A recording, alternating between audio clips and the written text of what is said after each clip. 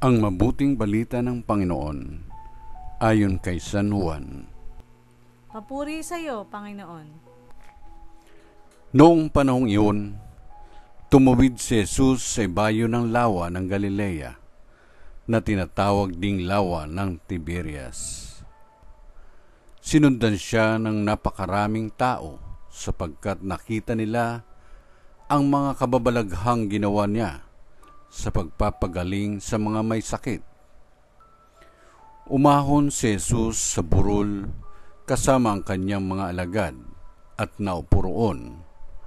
Malapit na noon ang pista ng Paskwa ng mga Hudyo. Tumanaw si Jesus at nakita niyang dumarating ang napakaraming tao.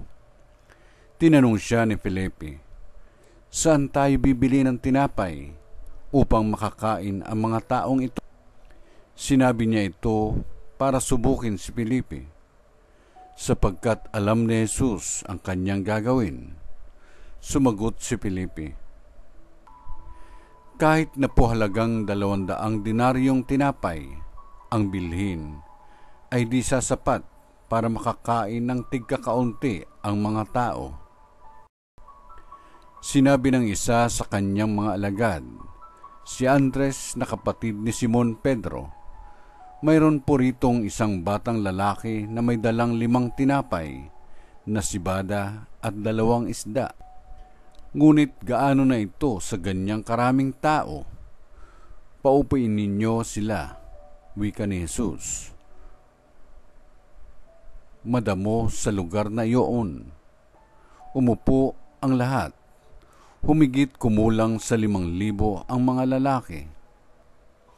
Kinuha ni Jesus ang tinapay at matapos magpasalamat sa Diyos ay pinamahagi sa mga tao. Gayon din ang ginawa niya sa isda. Binigyan ang lahat hanggang sa gusto nila, at nang makakain na sila, sinabi niya sa mga alagad, "Tipunin ninyo ang lumabis para hindi masayang." Gayon nga ang ginawa nila, at nakapuno sila ng 12 bakol. Nang makita ng mga tao ang kababalaghang ginawa ni Jesus, sinabi nila, "Tunay na ito ang propetang paririto sa sanlibutan." Nahalata ni Jesus na lalapit ang mga tao at pilit siyang kukunin upang gawing hari.